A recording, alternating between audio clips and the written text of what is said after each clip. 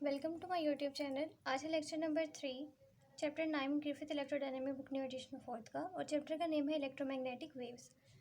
Topic है boundary conditions, incident, transmission और reflected waves क्या होती हैं। कंसीडर करना है इसके लिए हमने कि हमारे पास दो स्ट्रिंग्स हैं और उनको हमने एक दूसरे से बांधा हुआ है। ठीक है, एक ये ब्लू वाली स्ट्रिंग है और एक क्या है, ये ग्रीन वाली स्ट्रिंग है। ठीक है, और ये क्या हुए हैं, एक दूसरे से इस तरह से बंधी हुई है। अब ये जो जहाँ से बंधी हुई है वहाँ पे z क्या है, ज़ीरो है। ठीक है, ये क्योंकि ये z डायरेक्शन में है। ठीक है, ये एक्सिस जो है वो z एक्सिस है। अब ये वाला जो रीजन है वो ये z ग्रेटर देन ज़ीरो है और यहाँ पे z लेस देन ज़ीरो है। अब हमने इनको एक दूसरे से बांधा हुआ है तो टेंशन जो होगा वो इन दोनों स्ट्रिंग्स का वो सेम है, बट म्यू जो है वो डिफरेंट है। और म्यू को हमने क्या कहा था कि मास पर यूनिट लेंथ होता है, m/l is not same, so their velocities are different। अब जहाँ पे नॉट है वहाँ पे z ज़ीरो है इन, और बाकी ये है और ये।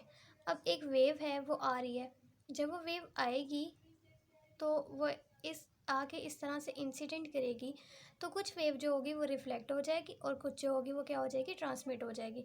अब जो इंसिडेंट और रिफ्लेक्टेड है वो इस रीजन में है, जबकि जो ट्रांसमिट हो चुकी है वो इस रीजन में है। तो incident and reflected waves are in region this and the transmitted waves are in region this. अब हमें पढ़ना है कि इंसिडेंट रे क्या होगी। हमने पढ़ा है कि हमारे पास ये जो होता है एफ, ये इक्वेशन आप लोगों को याद हो गई है ना, ए ई आयोटा के जी माइनस ओमेगा टी। अब हमारे पास वेव क्या है, इंसिडेंट है, तो हमने इसके साथ लगा दिया इंसिडेंट। और जब इंसिडेंट है तो ए आयोटा है और यहाँ पे इंसिडेंट और वेव नंबर जो है वो दोनों का सेम है। जब ट्रांसमिट होकर दूसरे रीजन में चली गई वहाँ पे वेव नंबर जो होगा वो चेंज हो जाएगा। इन दोनों में ये एक रीजन की है, ठीक है, रीजन इनका सेम है तो इनका वेव नंबर भी क्या है, k1 सेम है दोनों का। देन उसके बाद रिफ्लेक्टेड के लिए आयोटा के साथ क्या आया, माइनस आया। क्यों आया, क्योंकि वो रिफ्लेक्ट होके इस तरह से दोबारा इस डायरेक्शन में जा रही है, इस डायरेक्शन में जा रही है, जबकि इंसिडेंट वाली इस डायरेक्शन में जा रही थी, ट्रांसमिट ये रिफ्लेक्ट होके इस डायरेक्शन में वापस आ रही है, तो इसलिए इसके साथ क्या आ गया, माइनस साइन आ गया। देन उसके बाद ट्रांसमिटेड वेव्स के साथ क्या होगा कि ए ई आयोटा, सॉरी ये ट्रांसमिटेड वेव्स है ना, इसके साथ टी यहाँ पे लगाना है। बाकी जो है वो उसका वेव नंबर जो है चेंज हो गया, k2z माइनस ओमेगा टी। अब यहाँ पे मैंने डायग्राम बना ली कि इंसिडेंट पल्स क्या होगी जो v वेलोसिटी के साथ मूव कर रही है। यहाँ पे f और ये एक्सिस बना हुआ है, ये f एक्सिस है, ठीक है। इस वर्टिकल और हॉरिजेंटल क्या है, z। इंसिडेंट वेव है तो वो इस तरह से आएगी, इंसिडेंट करेगी, देन रिफ्लेक्टेड क्या होगी, रिफ्लेक्ट वाली क्या होगी, इंसिडेंट करने के बाद वो वेव कुछ जो होगी अगेन इधर मूव करेगी। इधर मूव करने का क्या मतलब है कि वो इधर को रिफ्लेक्ट हो गई। ट्रांसमिट का मतलब क्या है कि कुछ वेव यहाँ से ट्रांसमिट हो गई इस डायरेक्शन में मूव करने लग जाएगी। और साइनसोइडल वेव में हमारे पास क्या होती हैं, दोनों होंगी। तो साइनसोइडल वेव के लिए नेट डिस्टर्बेंस जो होगी स्ट्रिंग की वो क्या हो जाएगी, इस तरह से। इन दोनों को ऐड कर देंगे इस रीजन के लिए, इंसिडेंट प्लस रिफ्लेक्टेड, और ये हमारे पास क्या है, ट्रांसमिटेड वेव्स। अब हमने इनके ऊपर बाउंड्री कंडीशन लगानी है। फर्स्ट बाउंड्री कंडीशन क्या है कि जॉइंट पे जहाँ पे z ज़ीरो है, अगर हम उसकी स्लाइटली लेफ़्ट पे देखें तो z क्या होगा, z is equals to zero negative होगा, और स्लाइटली इस साइड पे देखें तो z is equals to zero positive होगा। अब कहते हैं कि at the joint z is equal to zero the displacement just slightly to the left z is equal to zero negative must equal to the displacement slightly to the right z equals to zero plus. और mathematically हम क्या कहेंगे कि ये जो F C T है इसको continuous होना चाहिए एट z is equals to zero. अगर कॉन्टीन्यूस का मतलब क्या है कि वो इधर इसका डेरिवेटिव लो, मीन्स के वो इधर भी ज़ीरो होना चाहिए, स्लाइटली इधर देखो और स्लाइटली इधर देखो तो उस पर भी क्या होना चाहिए, ज़ीरो होना चाहिए। तो हमने यहाँ पे ये कंडीशन लगा दी, ठीक है। इंसिडेंट, दोनों इंसिडेंट, एक इंसिडेंट और एक रिफ्लेक्टेड को ऐड किया इज इक्वल्स टू, क्योंकि इधर वाले रीजन पे अगर आप देखोगे तो इधर वाले रीजन में क्या है, इंसिडेंट है और रिफ्लेक्टेड वेव्स हैं, इन दोनों की वैल्यूज़ लिखी। और इस वाले रीजन में अगर आप देखोगे तो इस वाले रीजन में क्या है, ट्रांसमिटेड है। तो इनको जब आप सॉल्व करोगे तो आयोटा की जो एक्सपोनेंशियल वाली टर्म है वो कैंसिल हो जाएंगी और ये हमारे पास ये इक्वेशन आ जाएगी। इस इक्वेशन को मैंने नेम दे दिया 1। अब सेकेंड बाउंड्री कंडीशन क्या होगी, सेकेंड बाउंड्री कंडीशन ये है कि जहाँ पे हमने नॉट बांधा हुआ है, जहाँ नॉट जिसने दो वेव्स को जिसकी वजह से बंधी हुई हैं, वो हमारे पास क्या है, निग्लिजिबल मैस का है, मैसलेस है। देन डेरिवेटिव जो होगा एफ़ का वो क्या होना चाहिए, कॉन्टीन्यूस। तो अगर हम इसका डेरिवेटिव ले लें विद रिस्पेक्ट टू जी, तो वो ज़ीरो ओ नेगेटिव पे, ठीक है, वही बात है कि जी इज़ इक्वल्स टू ज़ीरो पे अगर ज़रा सा इधर लेके हमने इसका डेरिवेटिव लें जी ओ पॉजिटिव पे, वो इक्वल होना चाहिए जब हम ओ नेगेटिव पे इसका डेरिवेटिव लें। अब क्या इस वाले रीजन में क्या है, इंसिडेंट और रिफ्लेक्टेड, और दूसरे रीजन में क्या है, ट्रांसमिटेड। इनका डेरिवेटिव लेंगे तो यहाँ पे मैंने देखो डेरिवेटिव लिया हुआ है, देन ये के आ गया सिर्फ, और बाकी ये इसका डेरिवेटिव।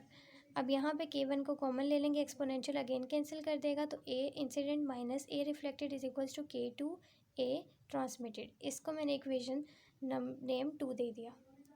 अब मैंने उन जो नेम्स दिए थे इक्वेशन 1 और 2, उनको जब सॉल्व करेंगे तो हमारे पास ये सॉल्यूशन आएंगे। ए रिफ्लेक्टेड का ये आएगा, इंसिडेंट वाली नहीं होगी क्योंकि वो इंसिडेंट वाली तो सिर्फ इंसिडेंट कर रही है ना, तो दो सॉल्यूशन आएंगे, एक रिफ्लेक्टेड का और एक क्या आएगा, ट्रांसमिटेड का। इंसिडेंट की रिस्पेक्ट से आएगा। तो बाउंड्री कंडीशन मतलब यही है कि हम एक बाउंड्री कंडीशन का क्या मतलब है कि हम एक रीजन में हैं तो एक रीजन में रह के हम दूसरे रीजन की वैल्यू को फाइंड कर सकें। तो देखो मैं इस रीजन में हूँ लेकिन मैं ए आई की वैल्यू फाइंड कर पा रही हूँ, तो सेम इसी तरह मैं एक ए टी वाले रीजन में हूँ और मैं ए आई वाले रीजन की वैल्यू फाइंड कर पा रही हूँ इन टर्म ऑफ ए आई। तो ये बाउंड्री कंडीशन लगा के हमने फाइंड किया। अब यहाँ से हम रिलेशन हमें पता है कि पाए वी जो होता है वो एफ लेमडा होता है, तो वी डायरेक्टली प्रोपोर्शनल होता है लेमडा के, तो lambda 1 is equal lambda 1 is equal to V1, same lambda 2 equal होगा V2 के, और इनका इन्वर्स रिलेशन होता है K2 के साथ, वेव नंबर के साथ।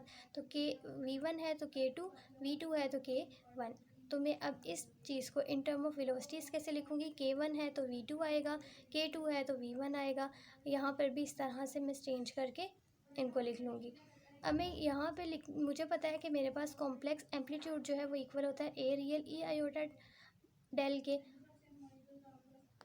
तो यहाँ पे इनकी वैल्यू सिंपल पुट कर देंगे कि ए कॉम्प्लेक्स जो है वो इक्वल हो जाएगा ए ई आयोटा डेल आर के साथ। इसके साथ आर लिखा हुआ था तो हमने आर लगा दिया, और डेल के साथ भी आर लगा दिया ताकि ये शो करे कि ये रिफ्लेक्टेड का है।